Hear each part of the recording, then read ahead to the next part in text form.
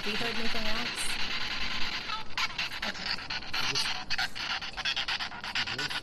Yeah. You ready? Have you heard anything else?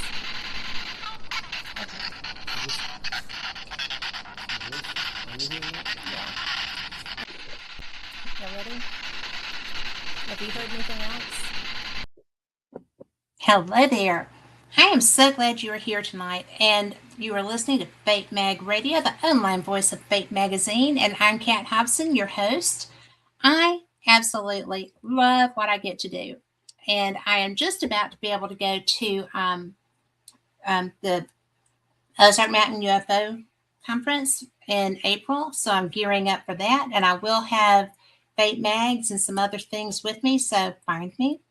But that's going to be such a great conference. We're going to be having a show about that soon. But tonight, I am really excited because when you've been friends with somebody for years and you find out all the things you didn't know that you didn't know about them, that's kind of fun. And my guest tonight is Rich Hoffman. He is an original founding member of the Scientific Coalition on UAP Studies, which is a research group focused on UAP/UFO. And they are looking at the technical side, trying to understand what this is, why this is, how this is. And this is a group of people that have so many letters after their names. They are brilliant. They're funny. They're nice. They're just wonderful researchers. They're the best in their fields. And it's interesting because the Galileo Project people are part of this group. Rich Hoffman is part of this group. So are all of the other originals who are just some of the kindest men. It's just fun. But anyway, Rich has been my guest so many times and we're friends. And so I just thought I'm going to find something to put into his bio to talk about that I didn't know about already. So I went through and I found, you can't read that. I found multiple pages upon multiple pages of notes about my friend who has been in this field. He's been interested in UAP since he was a kid. And I was so humbled because I was just like, oh my gosh, he never told me this. I didn't know that. And I have listened to him on other shows and they never brought it up either. So, hi. So I am so excited to bring Rich Hoffman back because we're going to talk about the things I didn't know and the things he has going on. So, hi, Rich. Hi, how you doing? I'm a little nervous about what you found out. All of it's good. All of it's good.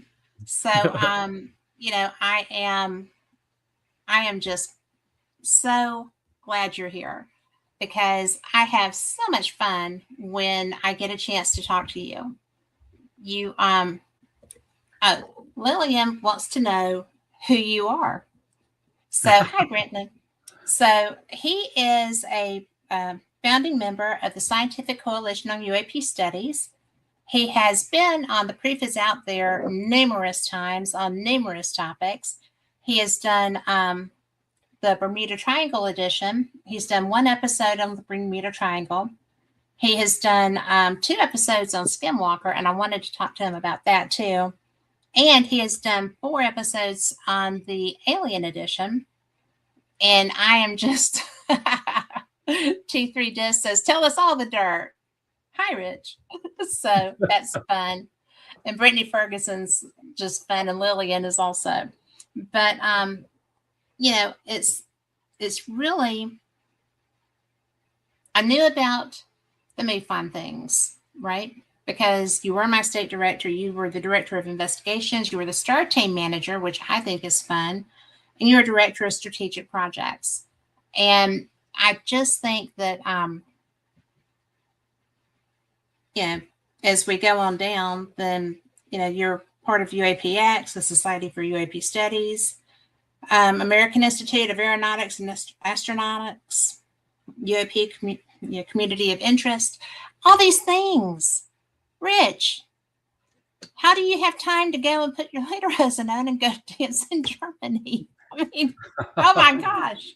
Well, the good thing is That's, now that I was doing most of that while I was still working and have my at my heavens. army job, my IT job for 30 some years, and now I'm retired. So I retired in October, so I've even got more time. And oh, by the way, I've got something practically scheduled every day. So I'm a very busy guy.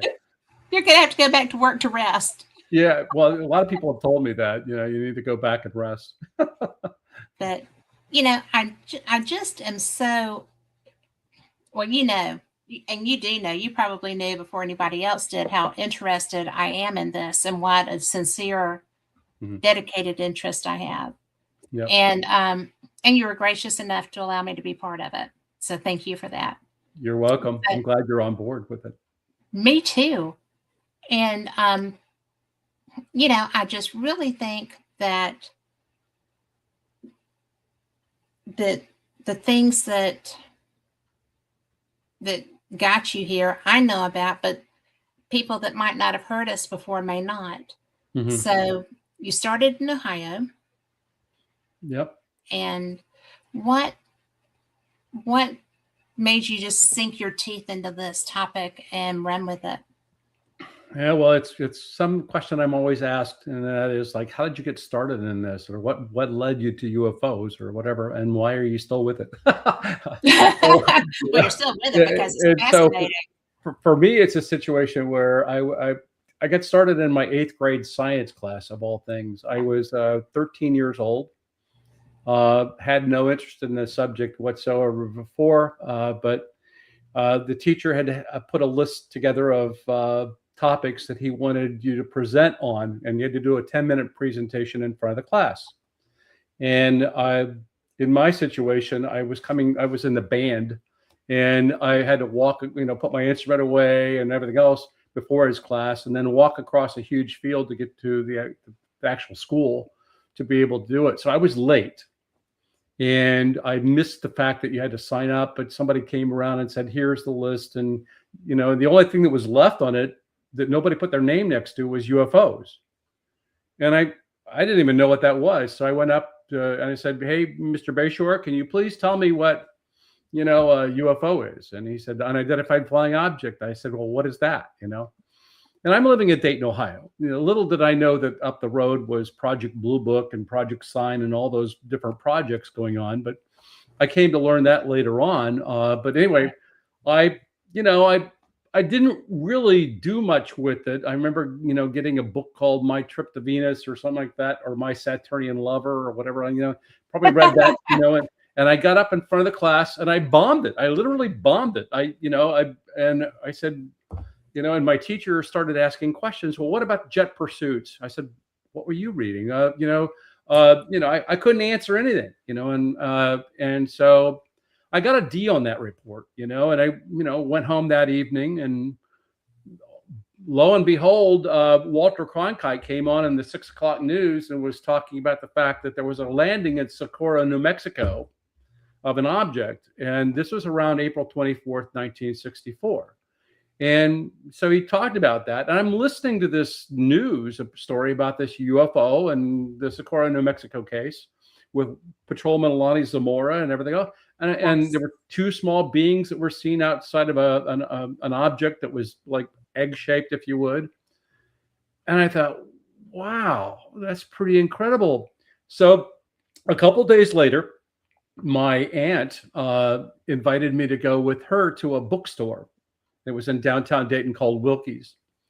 And I went, and I remember walking up to the, somebody behind a desk and said, can you point me out to where there's any books on UFOs? And they took me and they pointed out that it's over here and take a look. And I found a book that was written by, the former head of Project Blue Book, Edward Ruppelt, called The Report on Unidentified Flying Objects. And so I got that book and I started reading it. And the first sentence in it was talking about jet pursuits where they were shooting at them. I'm like, well, what? This is obviously the book that my teacher had probably read, right. And because everything in that thing, he was like hitting me with. And I was always, so anyway, I read that thing multiple times from front to back. I was like so in awe of the fact that there were these legitimate cases globally, and that there was actually an Air Force study going on, and it was just up the road from me in Dayton, Ohio. So that got me hooked. And I started collecting Fate magazines out, and all the other kinds of magazines, and got newspaper clippings on the subject, read them from as much as I could, starting getting books. And then, by about age 15 or so, I'm now going around the city of Dayton lecturing to adults on the subject of UFOs. And I remember going up to I gave a lecture at an astronomy club, and the challenging thing was, in the background there was a duck that was calling me a quack the whole time. But anyway, that I was able to get through that one, and then I kept doing other lectures and stuff like that. And then eventually what happened was, there's a famous guy that's on TV called Phil Donahue, wants me to come in and be on the show at age 15. So now I'm on the show with Phil Donahue at 15 years old, talking about my interest in the subject of UFOs. And then the next thing, I became kind of like the UFO guy of Dayton, Ohio. And That's a pretty big thing there. I'm starting to get reports left and right that are coming in, and I'm like, there's a lot of sightings, and I need to do something with that, right? Well, anyway, I joined with somebody and learned that, and so I actually got hooked up with NICAP, and then eventually I also went and I became like a MUFON. It was, at that time, it was not Mutual UFO Network. It was called the Midwest UFO Network. And that's when they started in '69. And so I got hooked into that right off the bat. And then after that, I became the state section director for Dayton, Ohio with MUFON. I was going out and doing investigations all over the place. I was training field investigators that I had. I would hold meetings in my garage every month, and we would start going out and doing that. And then I joined the Ohio UFO Investigators League. And then in 1978, we held one of the largest MUFON symposiums ever held in Dayton, Ohio. And I had Hynek there. I had Donald Kehoe was there. I had Ted Blocher and a whole bunch of other incredible people. And we completely filled the convention center with 3,000 people. That's how big it was. And wow. It was absolutely, Leonard Stringfield was there, and he was going to be talking about the crash retrieval cases, and it was an amazing event in 1978.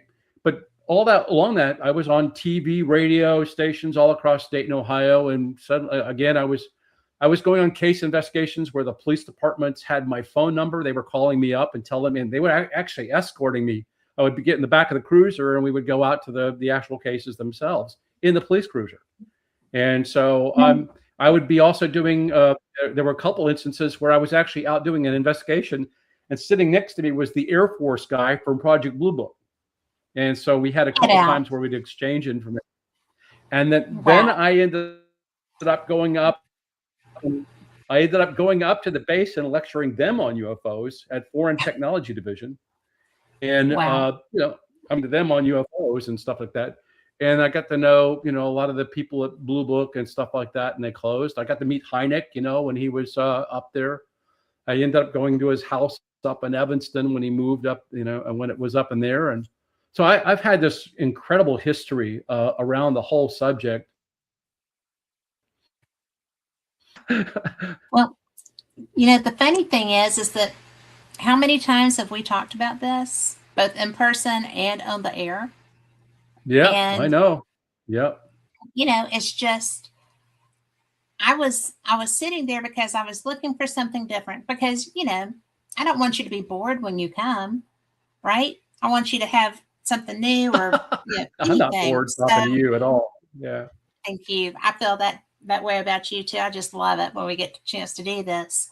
But, I'm sitting there going, I thought I read everything about him. I thought I knew him. This is my friend. I thought I'd done all of this. And I guess I missed a page somewhere or 100. But, it's just so funny because, you know, the alternate propulsion engineering conference is where I found a lot of the information about you. And because that's Yep. people that's not unlike SCU, right? I don't Yep. feel in its goals. So trying Yep. to find how this is working, not just what is this that's working, but how this is working. And, that's just so interesting to me. And, one of the things that also because of the planet alignments and stuff, I bet that y'all are going to be seeing a lot of people. I mean, you won't be getting reports, but you'll be seeing reports from all these people that are out sky watching right now.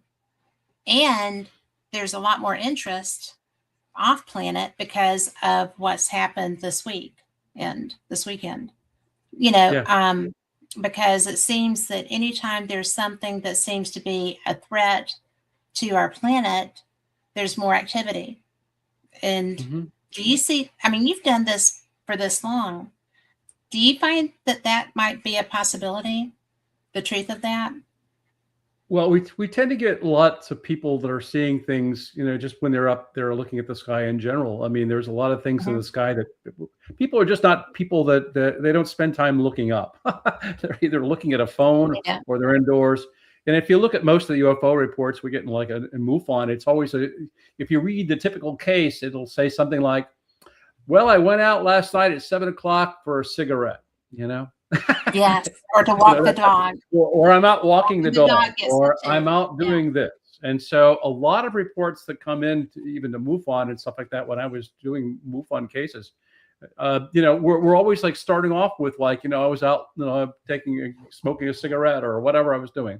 And bottom line, there they are. And so you run across that. In the cases of also, a lot of people are looking up at, when they have a lunar eclipse or an eclipse of some sort, they're looking up Yes. at the sky, and so they see something that's out of the ordinary, and so for the people that know where to report it, they often will report it. Not everybody reports. The vast majority of people don't even report it to anybody, Well, and that's where statistics are always wrong about the subject. they are wrong. And I'll tell you because I had such an experience because, I sit on the deck with the dogs and let them run and play. And Yeah, usually I'm sure. actually down in the yard with them. But when I get tired, I come upstairs and let them keep on. But I had an incident that I tried to report to MUFON. Went through the whole, process, got all the way through, and bloop, wouldn't take it. And I had 2 incidents that I tried to do that with. And so finally I just called Steve and I said, "Your system's not working. I just had this happen. I'm trying to, and he was like, "Well, report that." I said, "I am. I'm telling you because your system doesn't work." Mm-hmm. And I Yeah. did that twice and they got it working. But I guess they got it working.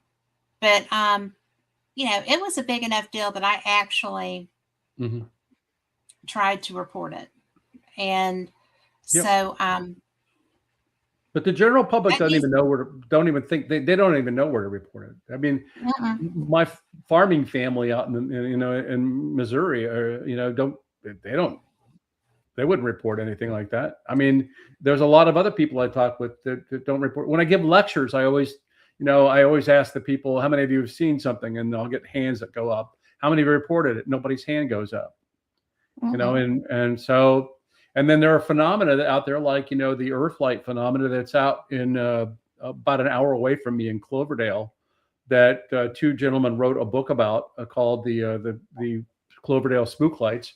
And Yeah. bottom line there was that for 2 years that they were doing their investigations, nobody out there reported anything that they had seen, and yet there's this phenomena that's out there, 8 foot in diameter, glowing balls, or what you call orbs, or a lot of people call orbs, but spheres that go up to like 2,000 feet altitudes and shoot across the skies, and and nobody reports it. They were just called the spook lights, and you'd see somebody like, "Hey, look, Ethel, there's a spook light out there again," that type thing.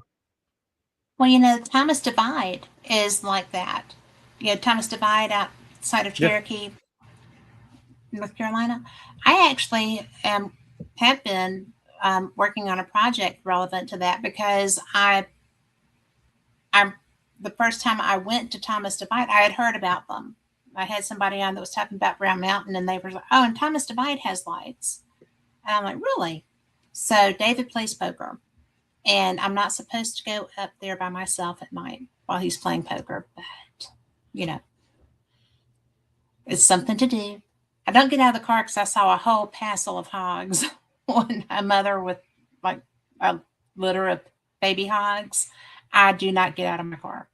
All of my doors are locked. And I actually have seen and experienced these, and they behaved intelligently. One of them did because yeah, and they're different colors, yeah, right? So it's not yeah, atmospheric, but well, it could be atmospheric. I don't know, but they do create different colors. There's blue and yeah, orange and pink and different things. yeah. And they're not there every night. So in fact, David went and got me a topography map so that I could look and see what was on the ridge across from me, and nothing that would create that. So and plus you couldn't do it every night because they're not there every night. Right. And it's interesting. But anyway, I was sitting there and I'd been filming, and I had put my camera down to do something. And when I looked up and I was picking my camera up, and one of those lights was on my side of the divide. Hmm. And there was a tree hanging over the little rock wall that's there. And I was just kind of like, well, hello. I'm glad you came to see me because I'm here to see you, but do not invade my space. Hmm. And thank you for being interested back. I mean, I talked to it, Sure. and it was just fine, because it felt smart, it felt intelligent. And so that was my experience, my up close experience with the Thomas Divide lights. It was the first and only time I've had one come across to me, and I told it that I was uncomfortable. Mhm.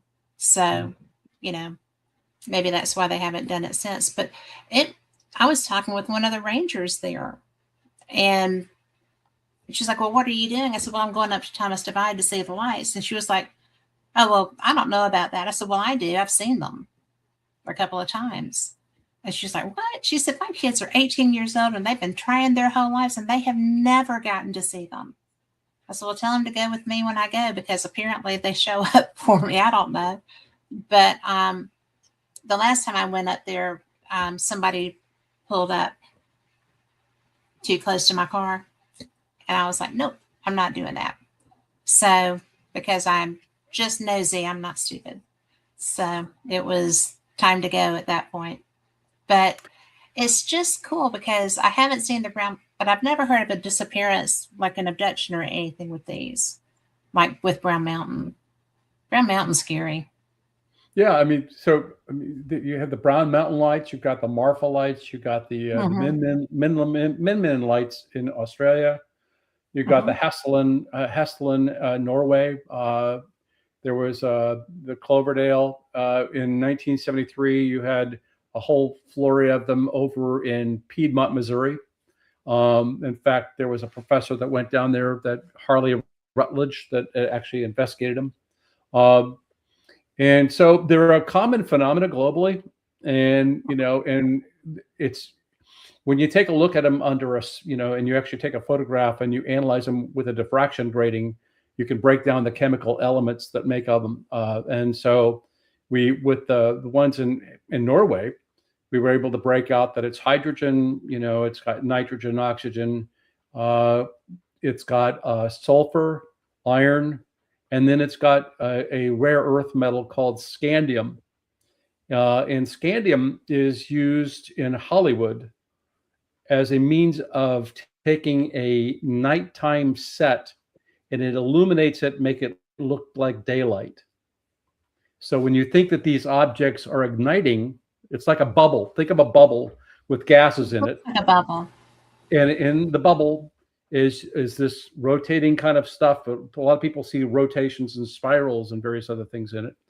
And it's this gas, if you would, that has somehow ignited and lit up. And so it's a natural earth phenomenon. It's the earth is belching out this kind of like these ingredients, and it goes into a bubble and it stays in there, and then it can move it around, and it can move against the wind. It can do all different kinds of things. When and there's a case in the Brown Mountain Lights where actually an individual had one that came and it hit his leg, and it literally knocked him to the ground because there was an electric discharge that took place on his leg.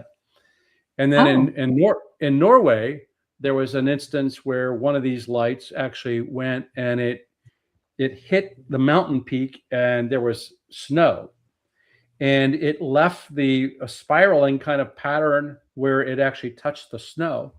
And when they analyzed the snow, it killed all the bacteria that was in that snow, that sample that we had. All the bacteria was killed. Again, electrical discharge of some sort. So you've got this, like, think of like almost like a plasma that's moving around in this bubble, kind of like sphere that is containing it, and it's able to maneuver around. And so you'll get a situation where sometimes you might have this thing happen where it can go along, and it could touch things. And we talk about cars that actually lose their discharge or like that, and can't operate. Or you might even have power outages. It might be around a telephone pole. There are a lot of pilots that see those things and report them. And again, it's not a UFO. It's a natural occurring atmospheric phenomena that scientists have failed to truly study properly. And once we get that down, then we'll learn about that. And that will be able to help us understand these so-called orbs, which we want to put into the UFO category. I don't think orbs should be in a UFO category. Well, do you? No, what you have is it's a problem with our taxonomy on what we use as terms. It's just like, the flying saucer was not a good term, and people struggle with that. Well, that was Kenneth Arnold. He didn't know what else to call them. Yeah, true. And so when you take, what does this look like to you? This is round, kind of like, right? Sphere? Would this be a round thing? Around. Okay, but when I turn it on an angle, now it's kind of oval, and when I get it on, it's a disc, right? So depending upon how people see this, at what angle, they might say that I saw a round object, I saw an oval object, or I saw a disc. We have problems with terminology that humans use to be able to describe these unusual events. And a lot of people latch onto orbs just because it's a light, right? It's a light. Right. And so what could that light be? It could be a Chinese lantern that somebody sent up, and they see that scintillation of that object. And they say, so I had people that were telling me that those Chinese lanterns were orbs. Earthlight phenomena. I'll tell you round, it's a light, and they say it's an orb. Again, the problem is our use of words. Well, and that is a human. That's the human. Even thing. Romans in the earlier times were calling them fiery shields. So it makes sense, right? They're called fiery shields. Anyway, so we have a problem in trying to describe this unusual thing, and that's where the human element becomes a problem for us. We try to move to technology to be able to help us. Yes. Well, that's one of the reasons that I like, we had been talking about UAP DAP earlier before the show, but projects like that coming up with, and this was in the Unitas Basin, is that the name of it? Where there was so much activity. Utah Basin? Thank you. Yes. Yeah. How did you say it? It's called the Uintah Basin, and it's up near Vernal in the Utah area. It's east of Salt Lake City. Is that what you're Okay. talking about, the Skinwalker Ranch? Well, Or not no? Skinwalker, although there is activity of that nature there. This is UNITAS Basin. Oh, I'm not sure I know what that is. No. That's where Christopher O'Brien was doing his research up there, but he's passed away, so I can't ask him. But when I first saw UAP DAP, I was just fascinated by that because it seemed so smart, you know, to have cameras that had this capability monitoring such large areas. And I just, are we getting information with that type of equipment? Oh yeah, we're getting extremely good quality information. By the way, so you have the UFO DAP is one system. There's these Sky 360, which is over in Europe, by the way, and that's kind of a corollary to it. You've also got I don't know if you knew or not. Francis Ridge just recently passed, but Francis had a system called MADAR, which was a magnetic detector. It basically would detect if there was a magnetic deviation, and it would alert you. A lot of those units are out. There's also a lot of development that is going on. Even the AIAA's got a whole suite of different kinds of tools you can purchase and go and put out. There's also Eldaron, which is also a very incredible system that can go out and to do all different kinds of things and give you a lot of multi-data. And we're trying to get it moving over to multiple sensors because, one sensor might not detect something where the other sensor does, or they both sensors can detect something. Like, for example, if, we always say that UFOs don't have any sound. Well, is it because it's above human hearing or is it because it's below human hearing? And so you have to have sensors that can listen above the human hearing range and below, right? To be able to know, because it might be making a sound, we just don't hear it. Additionally, we're wanting to go ahead. I don't think that they're silent. I mean, well, the vast majority of the reports are that they move silently, and a lot of people describe that. But yeah. So the question is, I mean, I haven't ever heard one, but yeah, I wasn't close enough to have heard one either. Right. And so there's a lot of different factors that come into play when you hear something that's up, like, say, 20,000 feet. You're not going to hear it because, the wind might be blowing the sound in a different direction, right? Again, It's about the fact that you might have close encounters where people are actually seeing something relatively close and they, it shoots off and they don't hear any noise, and so how does it do that and not make a noise or sound? And so the interesting thing for us is being able to actually to detect the signatures around these things. What are they doing in the atmosphere? Are they affecting the atmosphere? Is there kind of like, in the case of the Nimitz case, there was actually a mirage around the Tic Tac. And so that's an interesting effect. We have cases where these things are seen and they touch ground. Like if you take a look at Delphos, Kansas, that was a situation where an object came down next to a tree and the tree glowed and as well as the ground glowed in a ring for 4 nights.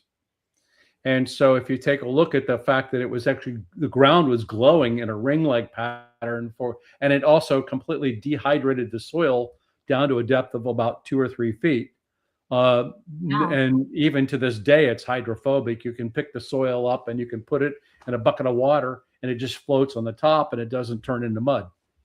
So if you have the Delphos, Kansas case like that, and you have these other effects that are going on, you start to learn about those effects and you find out, well, maybe it's the field around the object that it's actually having an impact in cooking the soil, like, and so to speak.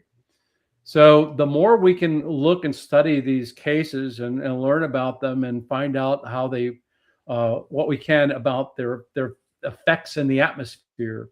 Like, does it heat up water when it moves? Does it impact water? Does it impact the atmosphere? Why is it that the Tic Tac, when it was dropping from 20,000 feet and stopping above the water in less than 1 second, how is it that it didn't heat up or create any kind of like ripples in the water? How did it not make a sonic boom? How did it not do anything normal in our atmosphere that we would expect? Right. Then you're going to say, well, how does it do that? And what does it do? And the more we can learn about those cases, and it's technologies and a suite of technology tools we're going to have out at hotspots is going to help us to learn more. And that's where I am going, and that's where we are going right now in all the meetings that I've been having around with technologists around the world.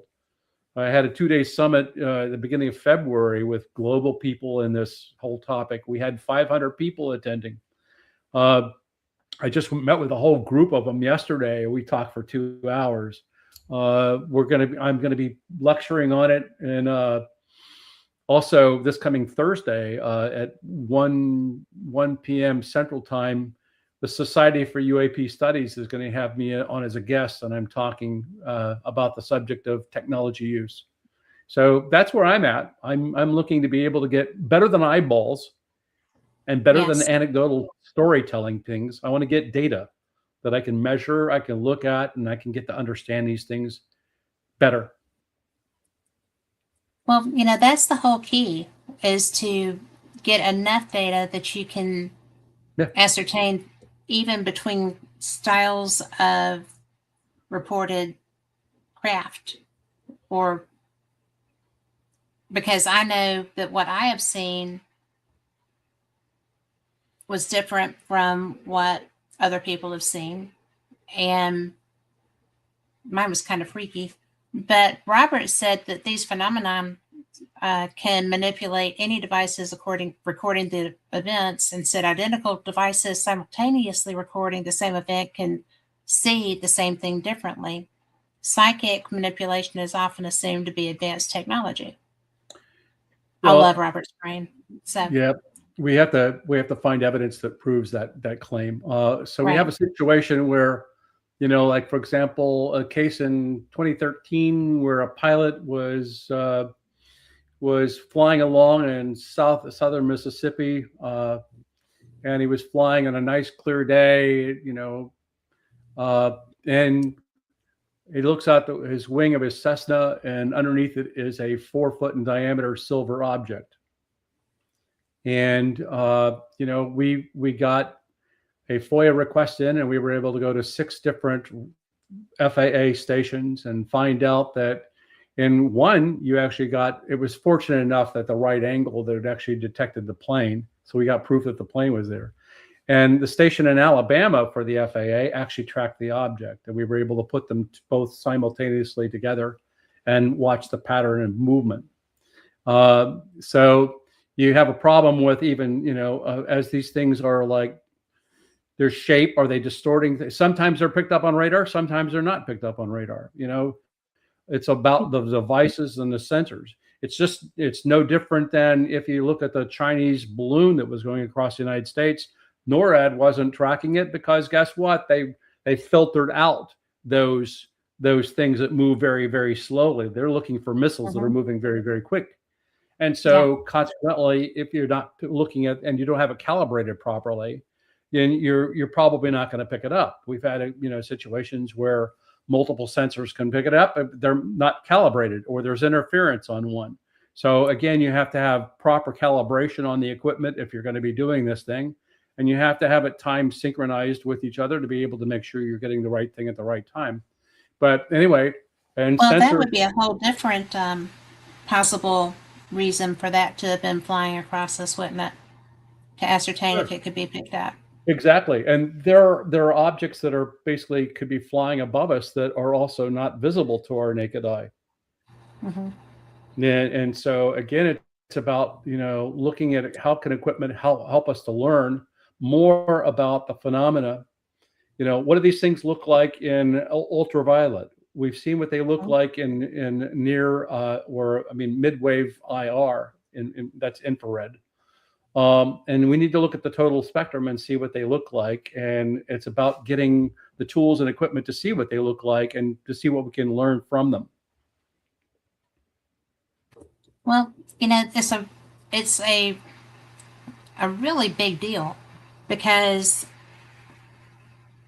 we were told that there's no way that balloon could have been a threat to us whatsoever, and it just got to go merrily along across its way until it completely traversed the United States of America and was then down in the Atlantic.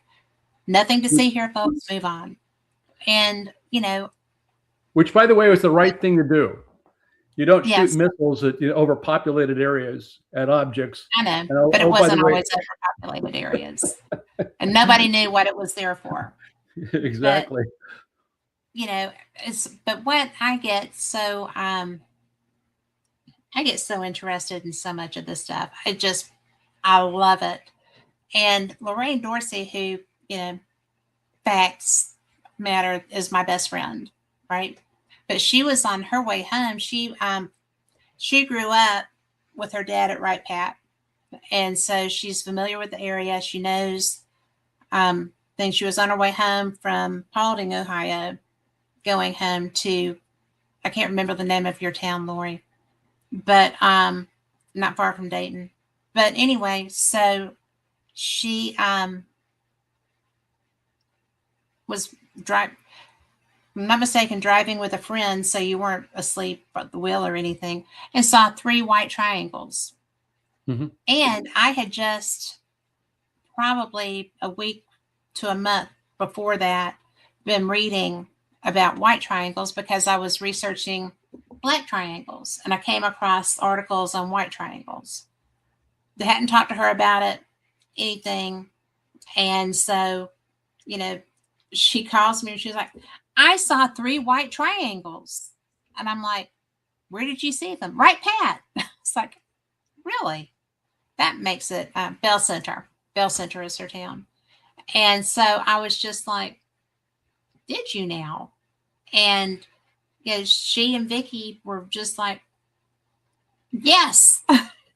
So I was just so surprised because I'd never heard of white triangles. And then when I started looking, there's a lot of that. I mean, there's not one phenomena that is the phenomena, is there? No, and the problem is that the objects themselves over the history have been described in every kind of shape you can possibly imagine. It'd be like, so, here's the problem we have with triangles. A lot of people will see 3 lights in the sky and immediately their brain turns it into be a triangle. Like it's one object. It might be 3 different lights and 3 different objects, and so ultimately that is a problem for us. She actually saw the triangle itself. She actually saw that's a whole different story. If it was a daylight type of sighting, that would be great. It was not daylight, but it was lit. So and so if the entire object was like lit, that's great. It's not always the case. The area was lit.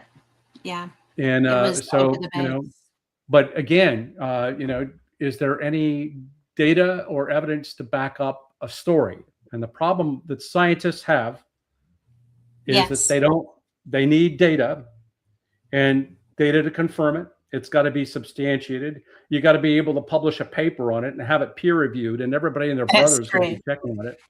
And so if we're not going to get anywhere with basically just, if you look at anecdotal storytelling that people have, where they're using words that trying to describe something that they're not familiar with, and it's very inaccurate. They're observing. A lot of people don't even tell you that they have got poor vision, or that they may have taken medications and everything else. And so ultimately, we can't rely on that. It's human testimony, but human testimony is valid in a sense that it can back up data that you've got. And the problem we've had all along with the whole UFO subject is basically that people will have a blurry photograph, and they'll be able to hand you a blurry photograph which of something at night, by the way, and looking at a little light on a dark background is not going to tell you squat about that object. And so I Well, I'll don't tell care you, if you get, Jupiter, when I saw it last night, was brighter yeah, and more clear than most of the pictures that I have yeah. seen. So we're not going to So, advance we're not going to advance in the study or our awareness of this if we continue to just take in reports. We need to have solid equipment that we can go out with that can help us to get better data than your eyeballs, than your hearing, and everything else. And it needs to be done with multiple pieces of equipment. And I'm sorry, but reality like that is that's better than listening to stories. And so well, it when, absolutely is. But the problem that you have in that instance, or the conundrum, if you would, is that people don't have the majority of people don't have newfound training to yeah, do I, the yeah, to do the math, to get the accurate information that that's people why that's why science needs to do that. precisely why we're doing the technology studies to be able to go with scientists to go out in the field and develop the Yes. equipment and not and this is also what Aero is doing for the government. Mm-hmm. They're not going out and asking for the citizens to go and tell me everything you see, because if you even take a look at that, people are submitting thousands of cases using their cell phone where they're pointing Yep. their camera at a light source that gives them a little blue dot down there that they're calling a blue orb, and it's nothing Yeah. more than a lens flare. Yeah. And I don't want to waste my time after all these years looking at little dots that are camera effects. Nor do I want to spend my time looking at all this other stuff. I want to be able to get scientific data using the best equipment possible to be able to help me to see these things. Like when they take off instantaneously at fast speeds, we'll have a camera rate where the actual frame rate is about 1,000 per second. Mm-hmm. And then you can actually see that object moving off at that incredible speed. Or, like I said about the acoustics, listening to what they sound like in these other ranges. Also, what do they look like in these other parts of the spectrum that we have? Because then we can learn more. Like, for example, we learned by just getting infrared the fact that the objects don't heat up in the atmosphere when they're moving extremely fast. So that, what does that tell you? Well, that's pretty impressive, because how do they not heat up? Everything else in the atmosphere heats up when it's going at hypersonic Everything else. So that tells you a lot. And this is what scientists can do in terms of digging in to get the data and actually make these multiple kinds of sensors tell them specific things. Like, when we do the calculations of the speed of the object, when it moving from 20,000 feet and stopping at the bottom, that was going Mach over Mach 50. That's Really? 50 times the speed of sound. 50 times. The fastest objects we got on the planet right now are probably missiles at about 13, and that's all. This is Mach 50. And what does that equate to? That's equating to it being about 138,000 miles an hour. Wow. And Well, no so wonder they can get from system to system. if objects can move at that speed, and by the way, that's, if you take a look at the, we were talking about the 3i Atlas and stuff like that, that's about the speed of the 3i Atlas. It was. I know that I frustrated you some with that. No, that's all right. Because, in fact, I don't know if you know about it, like in 15 days from now, I believe, 15 days from now, it'll be at the closest point to the planet Jupiter. And Really? so they're looking at using the spacecraft that are going around that to see if it can get an observation. That would be nice. The Juno spacecraft is going to be able to take some photos of it. And anyway, the more we can learn about these things, the better. And let's apply the tools. We all spent money on this. We've developed this stuff. Let's get it going. But it's just so frustrating when you're a civilian person who doesn't have access to that. And so when you have an experience and you're trying to tell somebody, it's almost disregarded because you can't provide the. So that makes the average person feel unseen and unheard relevant to something that mattered very much to them. And Sure. that's a tough gig, you know, I mean, It is. because there is a human side to this. Yeah, And and it's the problem with, again, you mentioned, science talks in math and it talks in, and that type of thing. And it that's the does, way it's an that's the way it was. absolute. That's its language.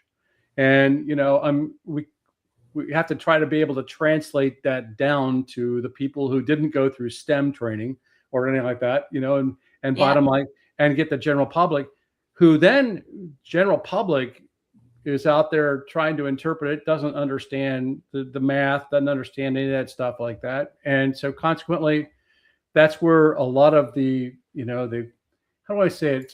I want to say, like, and I'm not saying this in an insulting fashion, but that's where a lot of your your conspiracy theories and stuff come in, is because a lot of those people do not read journals, do not go, don't understand it when they were, if there were a journal. And so it behooves the problem of trying to translate from the science down to the general public. And, if you think about it, going back to when when I got started, I remember I was in that science class, Right. and I was talking to my science teacher, and I bombed it. I got a D on that because I didn't know how to speak to that. And over the years, I've had to go into the science world and understand more of the science world. And that's been my focus, to be able to then help me to translate. So when I go out and give public lectures and things like that, I can at least bring it down to the common element so that they can understand it. And that's what I'm trying to do here, by the way. Which you're doing a good job. I'm trying to be able to educate people based around these two different worlds, if you would. And they are two different worlds, because yeah, they are. Because Yep. there have been human interactions. Yep. And I firmly believe there have been human interactions. And we were talking before the show about Travis and what happened with him. People saw that. In fact, I was I'll tell you about that later. But Robert says there were meetings between humans and non-humans regarding these objects, and there are reports of that. And different but there's a lack of evidence that it actually happened. There is lack of evidence. And that's the problem we have, is show me that evidence. So, like, even when David Grush was talking about all that stuff like that, the frustrating thing for all of us on these public hearings is the fact that, well, show me the evidence and stuff like that. And no, we're going to have that in a security classified setting and stuff like that. But that stuff, but what, Mark D'Antonio saw a USO go by. Mm-hmm. And but he didn't have any evidence to back up his claim. Like, he didn't have the sonar. Because they didn't keep it.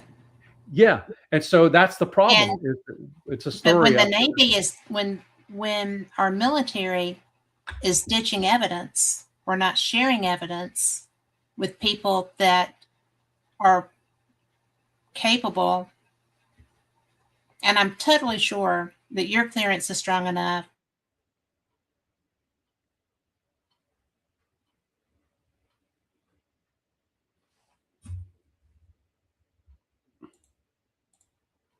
I've lost you, Kat.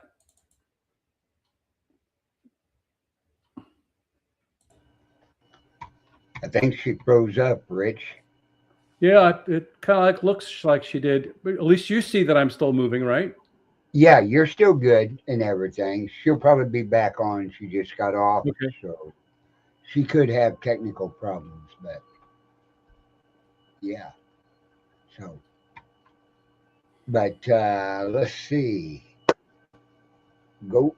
Here she is. Okay. My computer just said we've run into a problem and need to restart. So this is my iPad. So turn it sideways. There you go, Kat.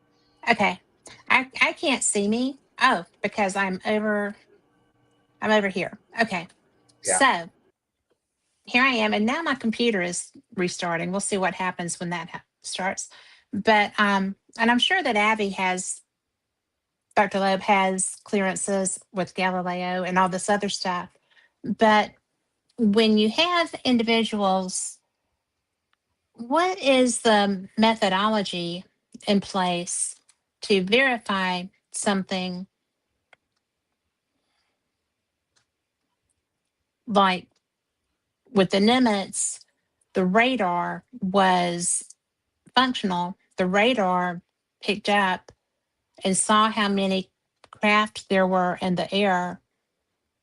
And the technical side from the pilots indicated the capabilities and the speeds that these craft were achieving, right?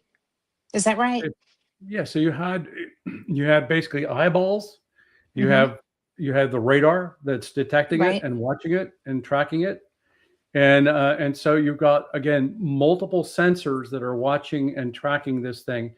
And then eventually you have the other plane when it lands, the other plane takes off and it's got the actual camera that takes now a video, and it tracks the object and you can see it.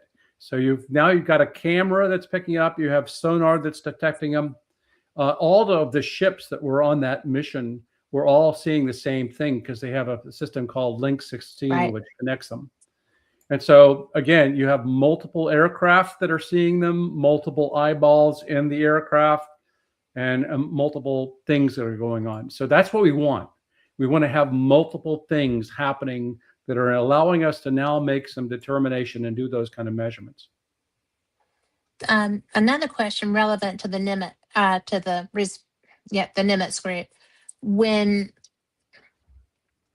did one of those? Because I don't remember if one of those craft actually splashed or if they stayed airbound.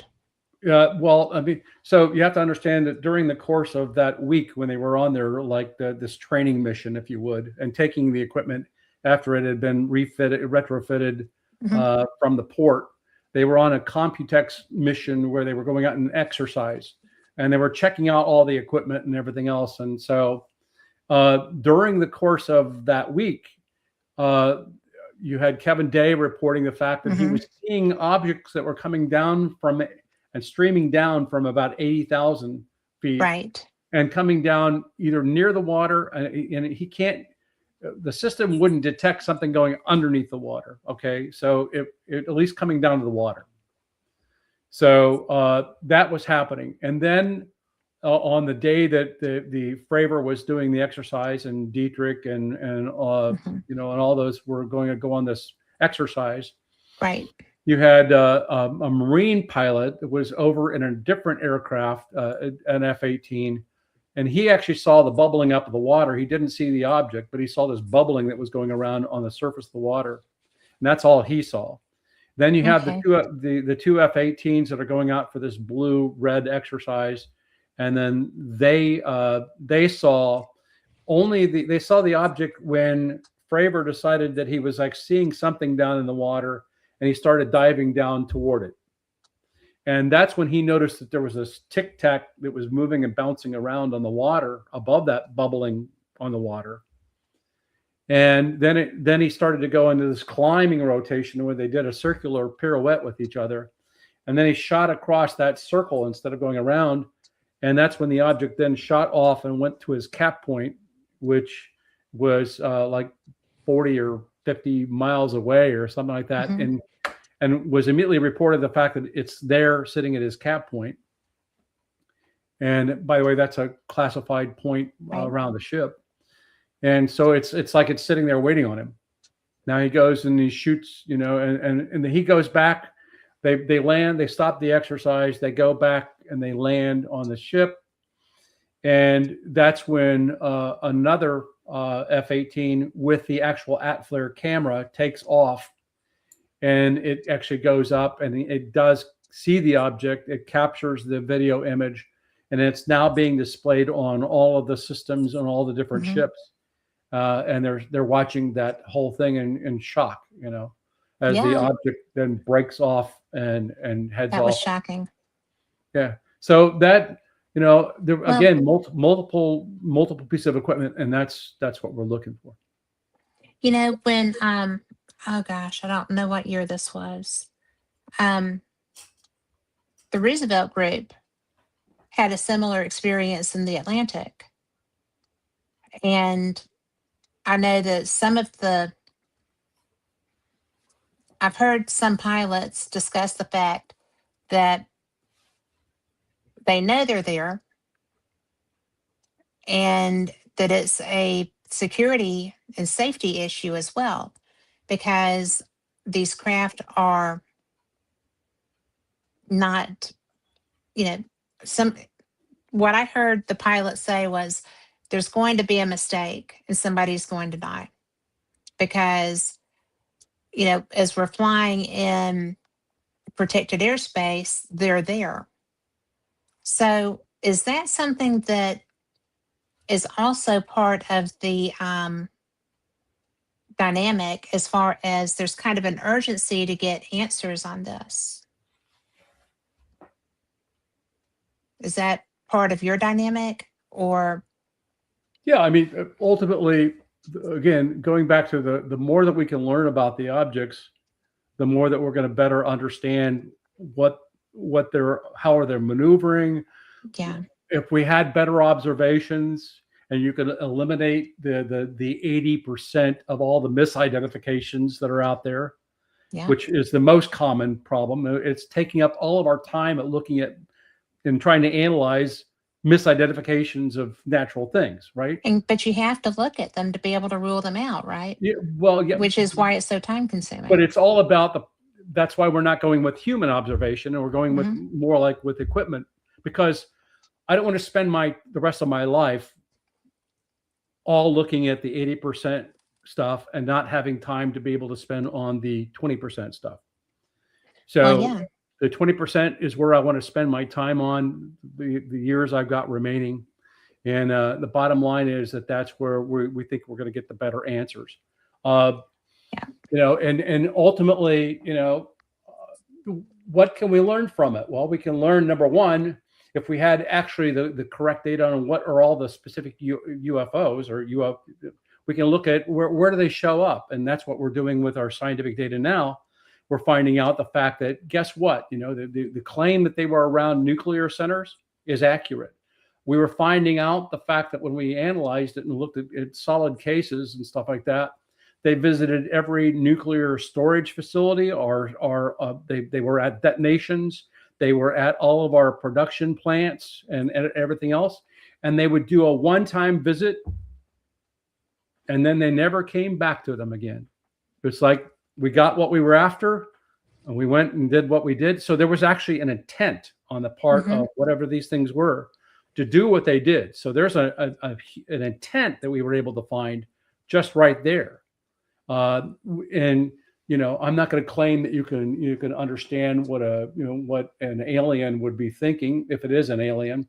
I don't even go with non-human intelligence as being the moniker that I use for them, because ultimately it's a situation. If you look at what Michael Masters did in terms of his study, you find out that it's interesting, the fact that the only race that's bipedal on this planet is humans. And these things tend to have like 2 eyes, 2 ears, head, 2 arms, 2 legs. I love his work. They seem to be bipedal. Well, wouldn't that suggest you the fact that they can pop in and pop out of our space, that maybe they're just time machines or time traveling, and they've figured out how to do it, and maybe that those are us from a future time coming back in our time. And so, would I call myself being from the future a non-human intelligence? No. So I don't even like non-human intelligence as a moniker, because we don't know where they're coming from. We don't. But I do think that I want to revisit this with Michael Masters, because not everybody knows who he is. But but he did, and y'all have seen him on my show. It's been a little while. We'll get him back. But he is he wrote a book, and it's actually one of my favorite books. And basically it's that it's they're not our ancestors, we're their ancestors, I guess, coming back to kind of see where they came from. which is what we do when we go out into places and do digs, except they've got methods to get around and we're still here. So, did I state that pretty well?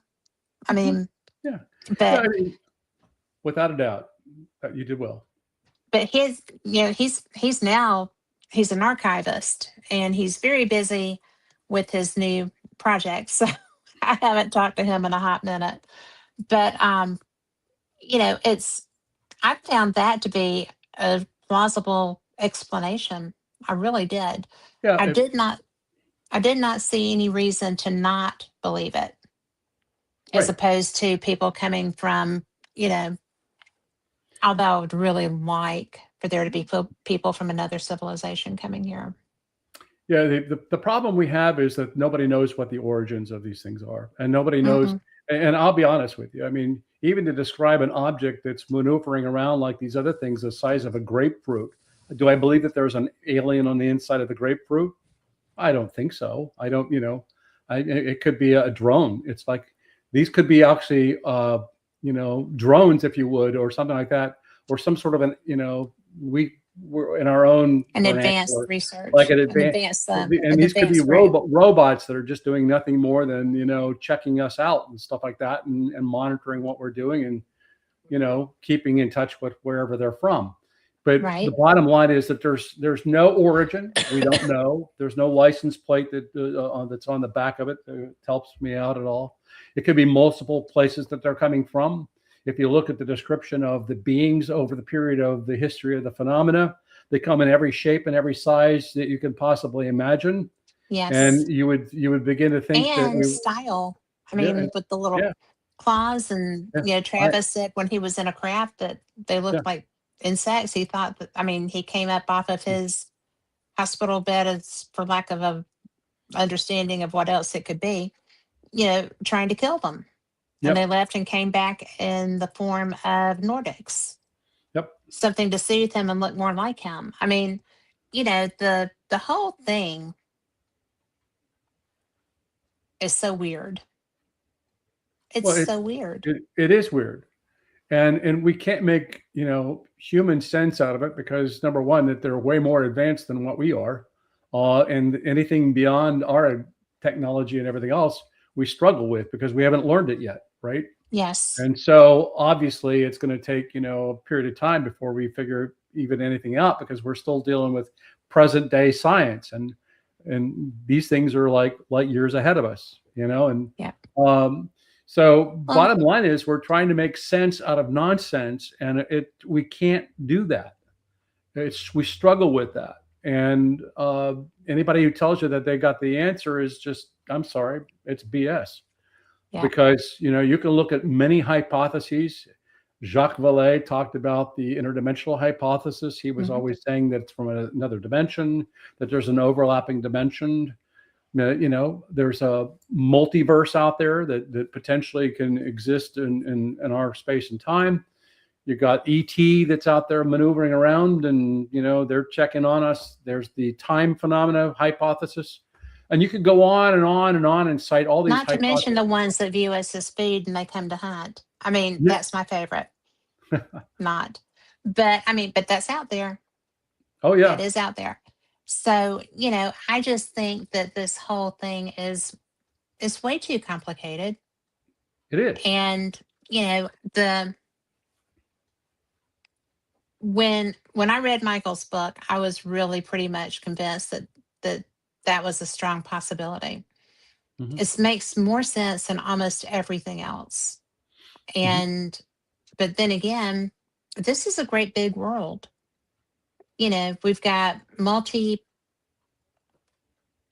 galaxies. We've got, then we haven't even touched interdimensionality. So there's so much stuff. I encourage people to watch there's a thing on YouTube called the Epic Spaceman.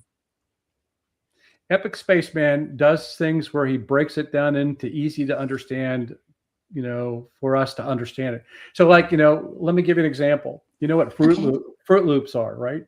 The little cereal all Fruit different Loops, kinds of them. Fruit Loops. Okay. Imagine that Fruit Loop is our galaxy, the Milky Way galaxy that we live in, right? Mm-hmm. All right. You're with me on that, right? I am. Okay. Imagine, now you took and you filled up an entire swimming pool, Olympic-sized swimming pool with Fruit Loops, right? Right. And now make it 350 swimming pools. That is the number of galaxies that are out there that we know exist out there in the visible world now. 350 swimming pools filled up with Fruit Loops, which each one of those are galaxies, and each Right. of them have 200 billion stars around them. And each of them might have potential planets around there and solar systems. That's the scale that we're talking about when we look at the universe out there right now. That blows everybody's mind. And that's just what we know. And Just the known. but it's only because that's the visible. There are continuously, light hasn't even hit us from the furthest ones yet. So there's things way beyond where it's dark that the light hasn't hit us yet because it's traveling across that space. That's wacky doodle. It's wacky doodle. I love it. But, it's so much fun. I mean, I'm sorry. I love this stuff. I totally should never have done pre-law curriculum. That was just a wasted thing. I should have been studying this. But it's so much fun to be able to it's fun to be able to talk to you and people like you but mainly you because you like me and you take your time with me and I appreciate that. But I think that it's just so terrific because the possibilities are endless.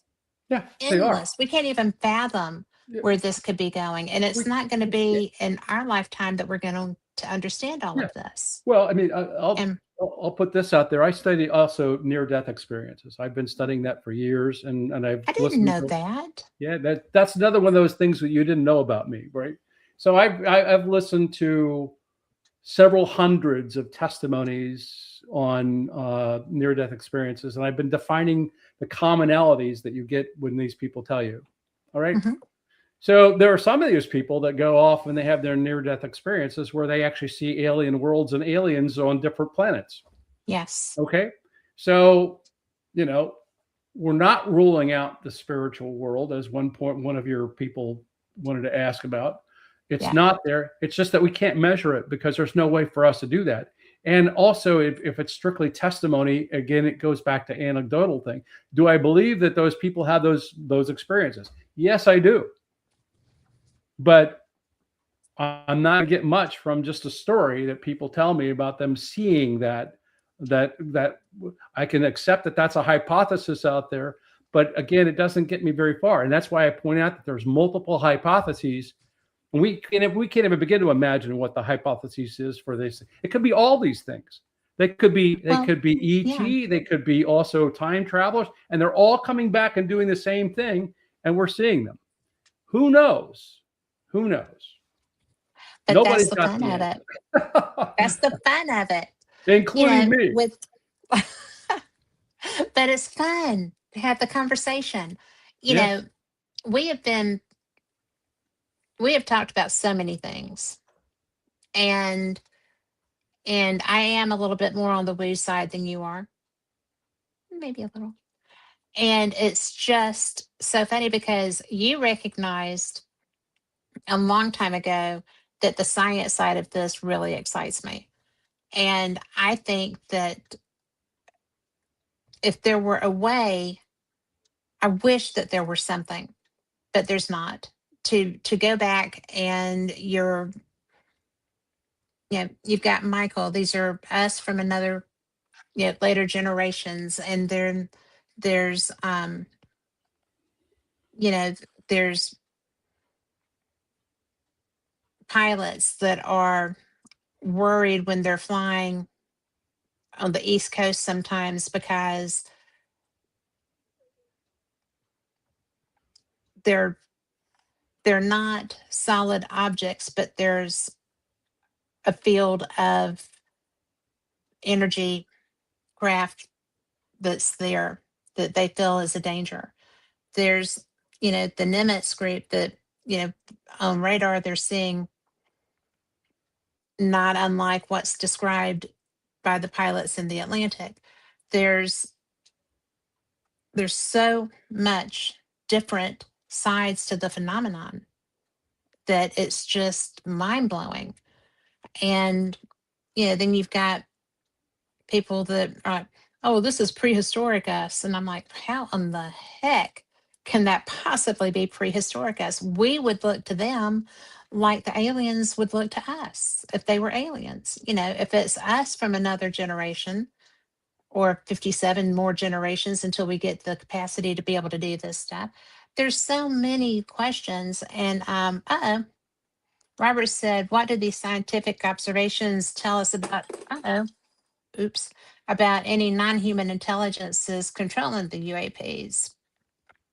And Robert, I love your questions. Robert is a huge fake guy, and he is Good stuff. he brings me my best questions. And he also said, I actually enjoy and respect your guest in this show. So me too. Me too. So we have a good friendship. But it's just really, there's so many people want this to be what you're saying it can't be. And I understand that. We're getting this stuff happening. We're seeing these things. There's video. You're talking about people disappearing or having horrific or wonderful, depending on their scenario. You've got what is his name? Communion. Whitley Strieber. Whitley Strieber, who, is being taken out of his house, being floated out of his house to be taken away to experiences back in the 50s, 40s, 50s, that period, and made, and then he wrote another book about interacting with his wife, who was precious to him as we all should be to our spouse, interacting with him from the afterlife with relevance to the communion experience, right? I mean, there's so many different perspectives. And I just think that there's a lot that's not going to be scientifically proven. Well, but I really could care less. For me, it's about I know that.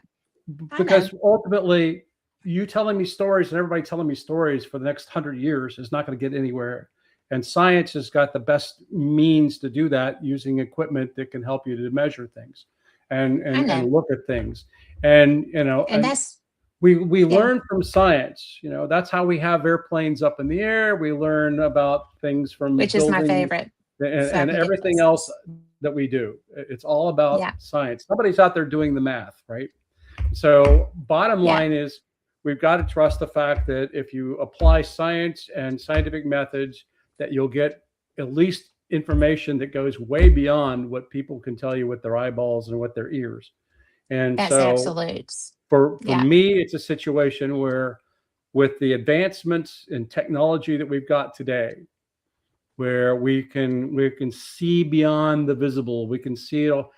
We need to apply that now and say, well, what can we learn from the objects that we have up in the sky now? Yeah. And that's going to help us even more than, again, storytelling.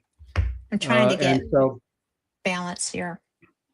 I'm sorry. Yeah, so that's where I'm at right now, Kat. I'm trying to get as much as I can in the way of information that we can now have a lot of scientists applying their time, schools, universities, and everything else to be able to help us to learn more and to share that information with the global community who deserves an answer.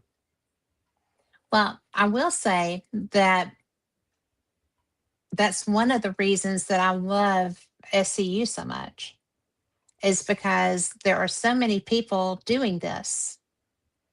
Yeah. And, when I started researching this a long time ago, and I mean, because I only had experience with the woo side, right? I didn't Yeah. know all of the work that was being done. And so when I started getting to that point, I was like, wow, look at this. This is cool stuff. And I went to the first two alien cons, right? Before the first one, when they had room for 3,000 and like 20 something thousand showed up. And that was exciting. And then I went to the second one, which was at a convention center in Pasadena. That was, that was what was at the convention center, which was what they needed to do. And that's when, that was so long ago that Travis Taylor was on his first Alien Con, right? He had just come into the show. And it was so fun because he did not know a lot about that experience, what he was supposed to do, and things of that nature. It was very new to him. But the people were so excited to be there. The the first one, was pretty darn special. It really was. It was nobody knew what a phenomena that was. They did not, which was why they had rented this little place outside of San Francisco. And I mean, it was nice. It would hold 3,000 people. That's what they thought they would get. And then I don't know what to do with my thumb. Sorry. But it was so overwhelming ultimately because they had no way to deal with the people, and they had to move the the conference. The speaker rooms wouldn't hold a third of the people, Mm-hmm. and so they had to move it out to the vendor area, the sales area, and that still wouldn't hold the people. And it was huge. So the next year, they planned a little better. And it was still overwhelming for Mm-hmm. them. But there's such an interest. I say all that to say that there's such an interest in where we came from. You know, how is it possible that there's stuff around us that shouldn't have been that old? I mean, according to them. And I do say according to them because I do take that sometimes with a grain of salt. Mm-hmm. Because you should. You just should. But I just find it so interesting that this interest is so overwhelming. And now we've got it going back and coming forward, right? We don't know what we don't know. And we're trying to figure it out. And, here we're looking to the future, right? To the future us coming back to see what we're doing now. And with the ancient aliens theory, it's almost like we're going back to our past to try to figure out where this came from. And it's very hard to make these two outlooks jive. And yet it's the same audience for the interest. Oh, Robert's going to save me from myself here because I'm going on about the weather. But I would like, because you're so insightful, and I keep putting my thumb over my camera, and I apologize for that. I'm not used to this. But and the computer is still not up yet. So I don't know what happened with it, but it's trying to fix itself. But Robert says, what does my guest feel that disclosure would mean? Proof positive of other realm beings, or is there if we're coming from the future to us, would there really be a disclosure? I mean, what would that look like? Would there even be a need to have a disclosure?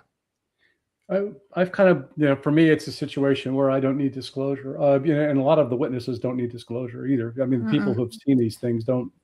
Yeah. What are you going to do? What are you going to do? Say that they're real because when they're there? For them, that it's real. I mean, whatever the phenomenon is. So, well, I mean, if you've already gone through it, if you've had an experience, if you've dealt with this stuff, then right. I'm trying to get situated. Then, it's there.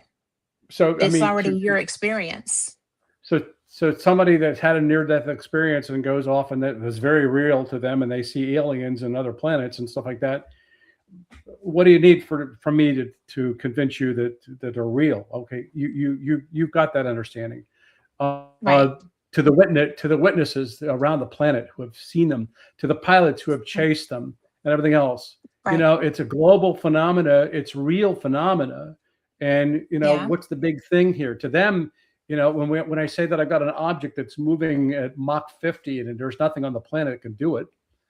Okay, well, I guess that must be that there's something that's legitimately there because it was picked up on sensors and tracked, right? So, I mean, why do I need disclosure? And so disclosure is one of those things where we want to throw it over into the political world and the government world. And we want the government to be able to tell us the truth. And the problem with that is that they've been lying to us for like how long now? I was going to say the government tell us the truth. So do you think that they're going to easily come up and say that that's happened? And then, bottom line is, do I believe that the government necessarily, at least the politicians we got on the Hill now that are just in there for temporary short times, have all the wonderful answers about what UFOs are when I'm telling you science doesn't understand what the heck they are, right? Yeah. So they're looking to science to be able to help give them the answers that they can go tell the population and make you all feel better. So we're having to educate them. The problem is that none of them, and allegedly there's all this wonderful thing about these crashes where apparently we recovered things, and there's a lot of claims of different people that saying, yeah, well, we have these. Maybe or maybe not true, but ultimately it's probably rated at the highest classification you could possibly come up with. And until that happens and breaks, that nobody's going to say squat about proving or making that claim. And then if you're going to make that claim that they're here, you better have some very solid evidence, because all the scientists in the world are going to laugh at you and look at you, and they're not going to accept it. And so, it's kind of like all the things we're being told now. What do you believe is truth out there in terms of any political person? Who would you say should give you the truth? Is it the Pope? Is it nope. who are you going to trust for that information? Are you going to trust the president? Are you going to trust the vice president? Are you going to trust the Pope? Who needs to tell you that? I would trust Rich Hoffman. Thank you. But I mean, but what I'm saying is that who's going to say that they're definitely here and this is where they're from? We've actually had it, and who's going to believe that? In this world that we're living in right now, which is so divided on everything, and can't believe everything that we read. I probably believe Peter too. So that's the struggle, Kat. I mean, that is a struggle. Who would you accept it from? You said me. You were saying and joking, but who would you say that's going to make that announcement and that's going to make this worldwide claim that we've now got these entities here that are visiting? Especially when you've got NASA saying that there's nothing up there, it's not us, and SETI saying that there's not any, and a good number of scientists even out there. Seth has told me, and now bear in mind, I was doing SETI through my computer when I was in high school. Okay. Yep. College. And Seth has told me that there's never been anything that made him believe that there was anything out there. Seth told me he's never heard anything that made that. I said, really? The wow signal didn't give you a little pause? Really? So he and I had some conversations about that. And I love Seth Shostak. I think that he is a nice man and I love what he does, but we have differing opinions. But I should call him.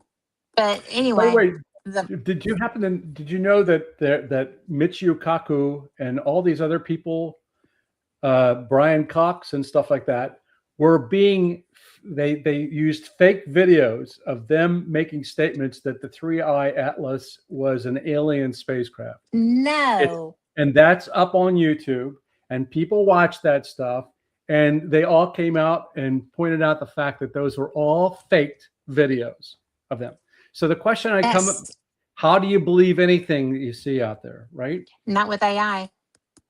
That's why Well, AI yeah, is, yeah. And and that is the absolute truth. I don't trust anything AI. I just have I will eventually as I get used to it and I realize and I do understand that there are really terrific, cool things that it can do. I get that. But, it is taken because it can be used deceptively. And yes, as in the instance that you brought up, I do not think that that is a good thing for society to have. And I I know that completely the, agree. the cat's out of that bag. You can't put it back in. We're going to be manipulated to the nth degree. We're going to Yep. be lied to the nth degree. Yep. And it's bad enough without AI. So much of what I was mean, out it there really in terms is. of so much of what was out there on 3I Atlas that people were looking at Yes. was all fake information, bogus photographs, fake interviews with people. I mean, it's Hmm. amazing how much of that was Yes. fake. And Well, so the question is, who do you trust? I have nobody.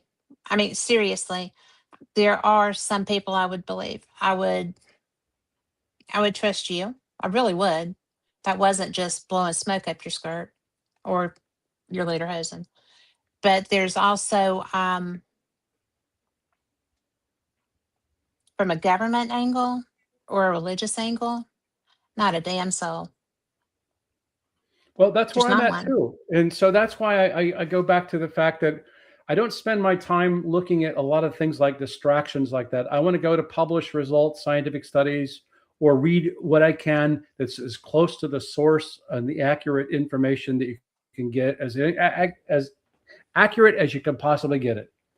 Yeah. And and so I was just flabbergasted by just looking at all of the stuff that you can get into, and YouTube with its algorithms out there just leads you down Hmm. a path. It sends you more crap, and you're It watching crap, does. I mean, and and you, and and that's and become it's, your reality, right? You accept that as well, fact, and now that's where we as a society are falling apart. I mean, basically, yes, it is. I mean, this AI is not a friend. This is not going to be human friendly, yeah, societally friendly.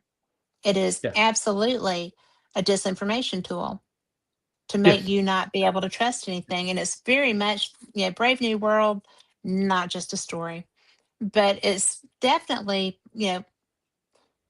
got Soma, it's television and the internet. And, Soma is already here. So absolutely, I think that I think it's toast unless some brave, rebellious person comes out and does something. I don't even know what that could be, because the generation coming behind us is more hooked on Soma than we are. right. So, there's not Brave New World was not supposed to be a predictive text, and neither was Animal Farm. But there you go. The man knew something.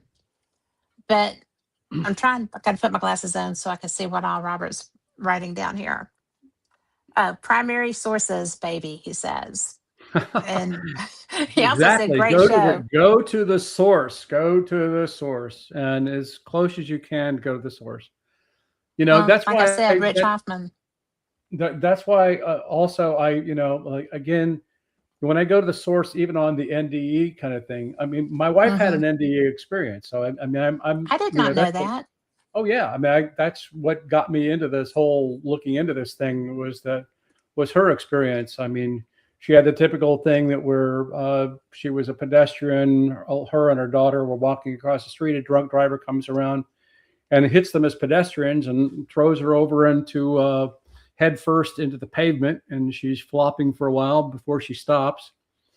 And now she's having the experience of being out of her body and looking down and seeing the whole thing going on and stuff like that, right? And then she when had. When did that happen? Oh, this was like before I actually met her. This was like in 1980s. So, I mean, she's a psychologist, by God, and she's not making stuff up. She's a clinical psychologist. So anyway, I trust what she's saying, and she's sharing that experience and the other experiences that she had, by the way. And then I started looking into it, and I started to talk to other people who were having it, and then that led to more people that had it, and more people. And now now you're listening to over 200 stories of people having it. And I start to write down all the commonalities between these stories, because even one of the things that got me into the UFO thing at the very beginning was the fact that you could go up and talk to people around the globe, and they pretty much tell you the same thing. I saw a UFO. It was up in the air and it was doing stuff. And so, and that was before. It starts with those stories that I keep negating, by the way. I'm trying to point out the fact that it's the stories that started, but it's now like taking and creating observations of what do you see that you hear repeatedly about. And, I left my body and I'm always up in the ceiling and I'm looking down at the things that are going on in the room, or I see my body down there. I don't even recognize my body and I don't even know that that's me.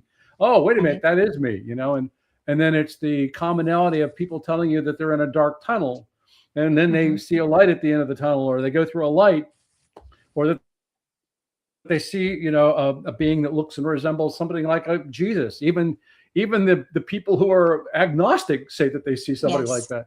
And then they're talking about the unique characteristics of the flowers that they see. The flowers themselves are like of colors that you can't begin to describe, and they haven't got a word for it. And there's nothing like that here that they describe. That's a very strong commonality that they have. Yes. That many of them will have a life review, and it's like, well, what's that about? But they all have this like life through. Yeah. And then the other interesting thing is that they see their life flashing in front of their eyes, and yet, they did something bad maybe for this person. It's all non-judgmental. And now it happened to Rich.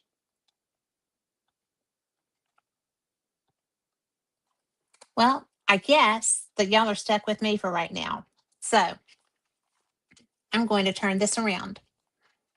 And Carl, if he comes back, just grab him in here if you would, please.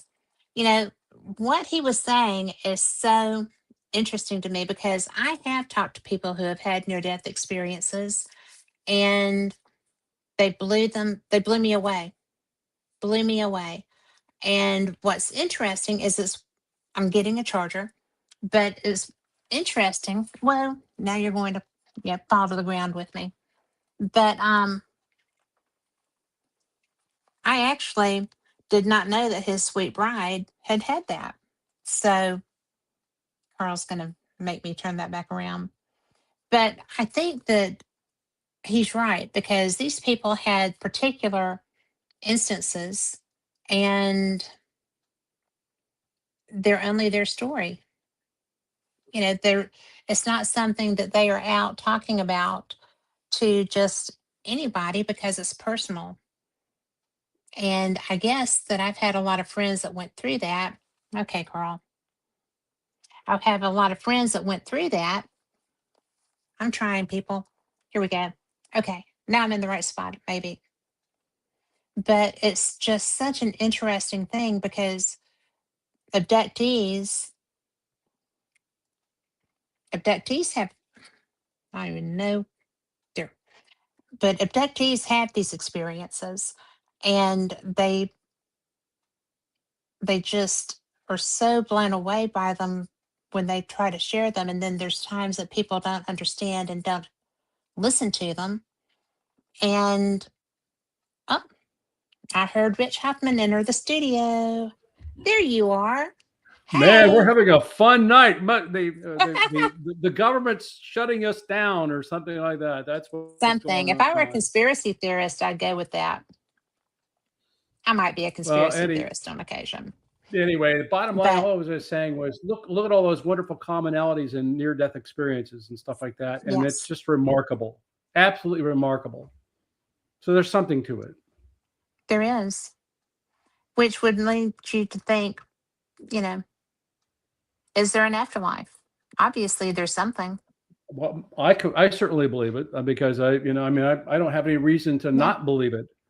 And ultimately with that kind of consistency and stuff like that. So I do think that, and that, that also helps me in my faith, so I mean, It bottom line does. is, I think ultimately it's very reassuring for me, and makes me feel even more at peace.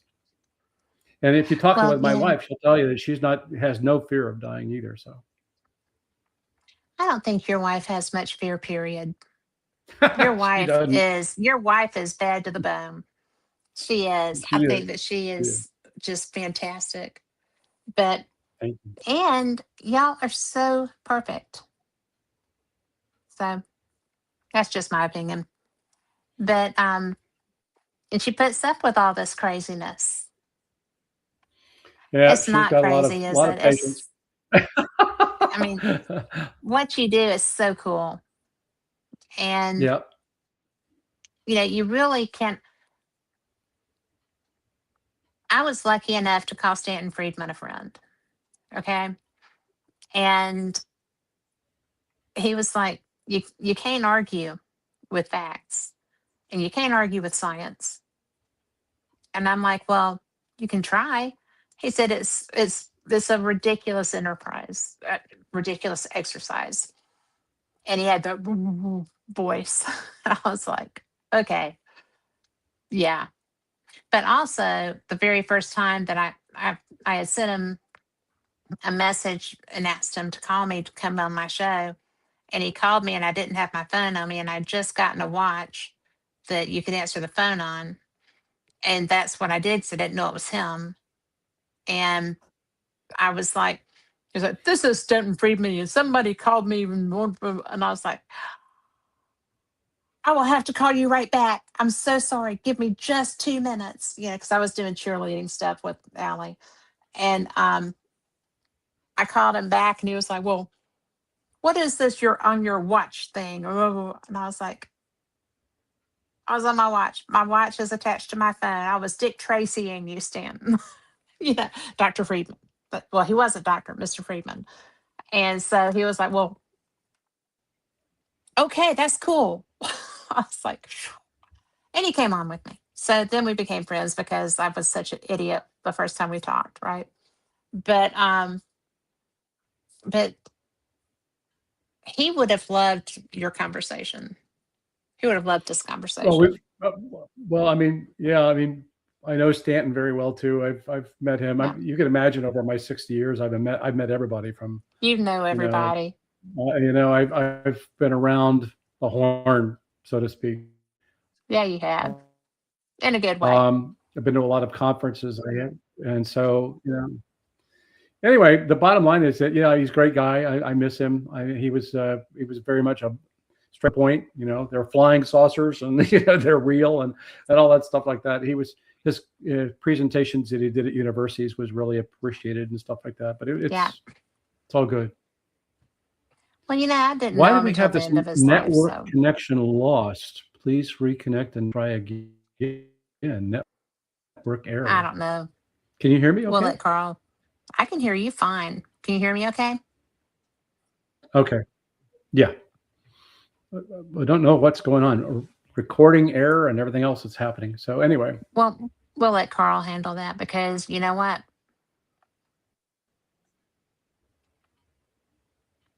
I was already in here with Carl. Carl, are you there?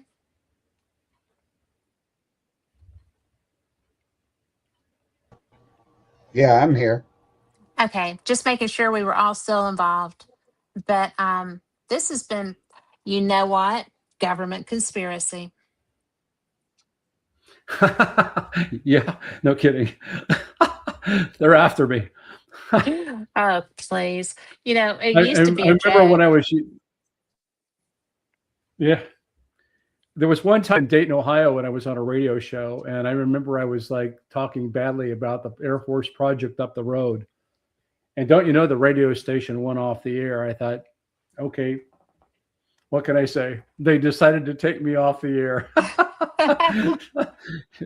You know, I have been even on a Bob phone call Quest. and heard somebody chewing a sandwich or something, and it wasn't the person I was on the phone with. So, and that Oh person was wow. involved in some stuff that would be, of interest to some three-letter agency somewhere, somehow. But and they were like, it happens all the time. And then I heard somebody go like that. Also, not that person. So yeah, they listen sometimes, but we haven't been doing anything that was going to get people's, dander up, except for me saying I wanted woo and you saying that it was the real thing. So it's fun. And Robert, I love you. Robert said, trust no one. Ha. And then he also said, primary sources, baby. And hi, Sue Pitts. But I wanted to tell you that you brought up Three Eye Atlas, and you and I had some conversations about that. And so after I was reading some of the stuff you sent me and the stuff that we had talked about also, I was like, well, this is an interesting thing, but okay. So I was doing a show on it, and instead of this is, you know, this is obviously has to be something, whatever. Um, I'm in a black just listening. I like you, T3 disc. But the funny thing was that I did a show on what if this were not a comet? What would what would this be looking like now? And you wouldn't believe the viewership I had for that show. And I didn't announce that that was going to be the way we went with it, right? I was just going to be talking about Three Eye Atlas. And I was just like, okay, so this is a comet. What if it weren't? What would your day look like tomorrow? Or, things of that nature. And I got the most, and people just, I don't know why that many people were coming on. It was interesting to me, but it was cool because there was a lot in chat relevant to that show. And it was just me, just a conversational kind of thing. And there were people from all over the world in that chat. And I thought, I should do philosophical shows more often, but because on Sunday nights I'm up against a lot of good people. We get a lot of re-listens, later listeners and stuff because there's a lot happening on Sundays. But it's just so interesting to me that's what got people's attention was they came in. I guess they were bumping jumping shows to just see who was talking about what. And that kind of caught their eye. I had people from out of the country. I mean, just it was a weird mix of people. And T3 just said, wondering if they taste like chicken and if there's a bag limit. Funny. Definitely Southern, aren't you? But it's just way interesting because we're so taken with, as a species, we are so taken with this topic and with the possibilities, or you know, just the whole, we're so fragile as humans that we want to, I think we just want there to be somebody else there. Well, I think we And do. maybe But, that's yeah. maybe that's why, even if it could be scary. No, and what you have, let's look at a very strong interest in this whole subject of UFOs. I mean, that's that UAPs. There's a lot of people across the planet who have actually witnessed these things, and stuff like that. Yeah. They're looking for answers. So and with the fact that you have social media, that it lets everybody around the planet know that there is a show or something going to be on this, or a topic on it. It can very easily get around to a lot of different. Take a look at the fact that we have this really different interstellar kind of an object that's coming into our solar system from out there. That alone would create an interest on the part of everybody to know about that, right? And the fact that it was the fact that it is from out there, it's going to be like our first chance at seeing it. And oh, by the way, we use technology to be able to detect it and see it and learn from it, right? Indeed. Yeah. So technology is helping us to get answers. Technology is our But friend. at the same time, I mean, it really we're out there is. now looking at it and trying to make observations.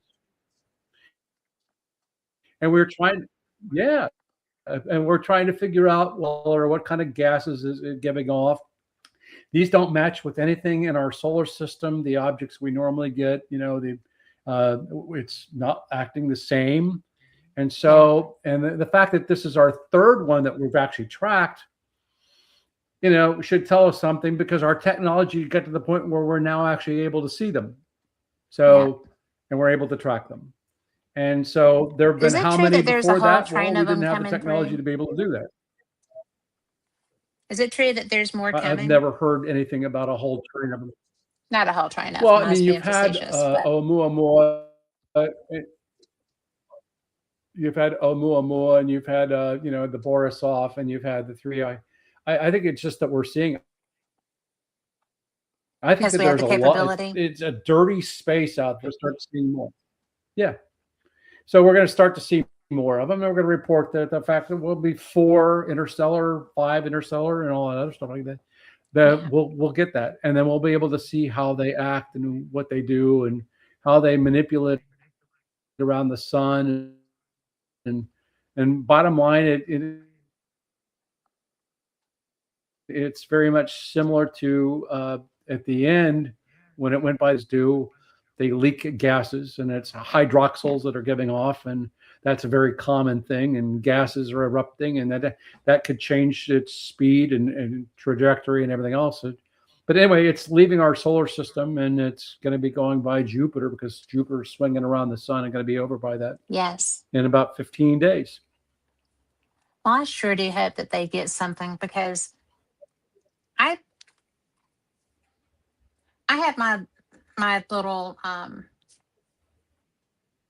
it's not a little telescope, it's a great big pretty telescope, but I was trying, and I'm terrible with it, I'm still learning it, and I could not even get anything when it was closest to us. And so I had to go to another show and get a look at it. But it was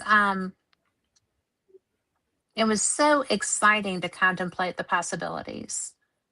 And I think that's really part of the whole, there must be aliens flying these UFOs, because they want to come and, check out the humans kind of stuff. And people just want, for whatever reason, that to be. I'm fine with it being, us from the future. I thought, in fact, when I got Michael's book, that's when I first started talking to him. He had just come out with this book. I was at UFO Congress in Phoenix, and it was there were so many interesting people at that conference, and he was one of the people I met there, and I really like and admire him a lot. And he's so busy now with his archives; he's taken over so much that he's a really credible person, and he just put this idea out there. And I really, you brought it up that the people in these UFOs are us from the future. I think that's probably one of the best explanations there are. If we can make something that flies that way, we Yep. surely can do something that will get us that far. And Yep. And all three of the objects we've had that are interstellar have been weird, and they've been described as being very weird. So very they're made up different. of different chemistries. Mhm. They're all very different. They're not similar to our solar system, so they're coming from out there. They got different kinds of gases. They got different Mhm. kinds of chemical compositions. They're moving at relatively quick speeds. They can also change speed because you can, actually the gases emitting from them actually change and Mhm. alter speeds. Right. Um, and so the heating up as it went around the sun can cause it to actually speed up because it's now eliminating more gas, and it was actually tumbling and rotating there for a while. But anyway, I'm Yeah, not going to, that's what I thought about a moon. all I Well, can say is that we're going to, yeah, the tumbling. it's a rather large object, and it's Well, it pretty was so strange. elongated compared to um, the 3i in appearance. I mean, Yep. but in the Yep. texture was different too. See, it's just so interesting. It's like picking up rocks down by a riverbed, and you get one that looks this way, you get one that looks that way. And I think that's what we're going to see with anything that comes through because they're all individual. If they start looking alike, then we're going to have another craft conversation. But I just loved that period. And I loved how much help you were to me with that. Thank you. That was You're welcome. I was glad good to be able information. to keep, just like the fact that people were reporting the fact that it was giving off radio emissions and stuff like that, radio signals. Well, I helped to understand that hydroxyl, when it's created and stuff like that, actually can be detected on radio, and so they were picking up the frequencies of a hydroxyl gas that was being where the hydrogen and oxygen are actually splitting apart, and the atoms, and it creates a radio signal, and you can pick it up. So you Wow. probably didn't know that comets I can did have a not. radio signal, and so yeah, That's cool. Well, you know, I was, I almost, yeah, I was, we're yep, going to have to go, but I was almost done because I was just like, this is, this is a ridiculous press conference. Because if I were going to want to come out and tell people this is what I'm saying, but this isn't it, I would have come out just like they did on television and said, this is a comet, as opposed to starting off with friendly conversation. And I know people are wondering here, but we've done the testing and we've got this. So it's a comet. But it was just so austere and so brusque. And I'm just like, really? Really? Hmm. I don't believe you. So well, I did if believe you them, but if it you was talk funny. if you yeah if you talk to the International Astronomical Union and stuff like that, those people already knew it was a comet. Yeah. What was Well, causing a lot of consternation and confusion was, of course, yes. Avi Loeb. He was talking a lot of, yeah. Well, yeah. And I love him to pieces, but yeah, I love his work to pieces. I don't know him. But I think that Although I Well, think you would be fun. yeah, he was bringing it to everybody's attention, and he's credible. Yeah. So, well, we are going to have to go. And I'm sorry. I'm sorry about my computer going dead. And it still is like doing the spin thing. I hope that's not the spin of death. But 'cause I love this computer. But what all do you have going on? I know that you've got meetings and conferences and everywhere that you're going. And I know that you had mentioned some other work that you were doing right now. When am I going to see you again? SCU? Yeah, well, SCU Well, is I going to will be in see you Toronto, virtually on Canada this year. SCU. Right? Yes, I'm going to have to be a virtual attender Yeah, this year. yeah, yeah. But although I love I Toronto. will too. But Oh, are you? explorescu.org is where we're going to be making the announcement. It's July 24th to the 27th in Toronto, Canada. And then this Thursday, I'll be on that show that I mentioned, or I'll be doing a I've got that presentation. link. It's the Society for UAP Studies. Yeah, and then on the 14th, I'm going to be speaking locally here to the other interest group that we have that Sue Pitts actually leads. I'll be doing a presentation there at I believe noon at the Meteor Buffet in Huntsville. So I've got a lot of things on my plate. Again, tomorrow I've got the interview with History Channel, and anyway, we'll see where all this stuff goes. It's never boring being you. I like that. Well, send me the information on the one in Huntsville, Okay, and maybe I we'll can do. zip up there for that. But thank you so much for being here. Obviously, we were talking about important stuff, or we You're wouldn't have welcome, had all Kat. these glitches. Well, I just love getting the chance to talk to you. I think you're so cool. But well, hi to Rhonda, Thank you, hon. and I will I talk will. to you. And T3 Disc said, thank you both. Good podcast. Thank you very much. So I will talk to you soon. And don't forget to send me that location, okay? Will do. Thank you. Good night, everybody. Thank you for being here. We'll see you next time. Same cat channel. Good night.